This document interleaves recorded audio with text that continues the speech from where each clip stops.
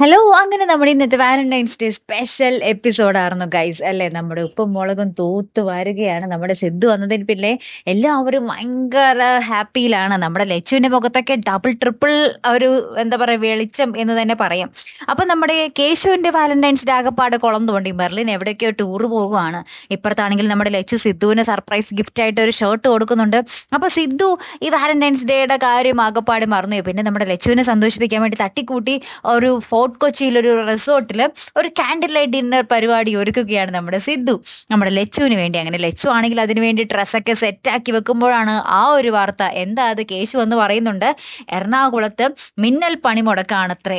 അങ്ങനെ നമ്മുടെ ലച്ചു അകപ്പാട് സങ്കടത്തിൽ നിൽക്കുമ്പോഴാണ് നമ്മുടെ പാറമട കുടുംബം ഒറ്റക്കെട്ടായിട്ട് അവിടെ വീട്ടുമുറ്റത്ത് തന്നെ ഒരു കാൻഡിൽ ലൈറ്റ് ഡിന്നർ ഇവർക്ക് വേണ്ടി ഒരുക്കി കൊടുക്കുകയാണ്. ബാക്കി എല്ലാവരും കൂടി ഇവർക്ക് ഫുഡ് സെർവ് ചെയ്യുന്നു.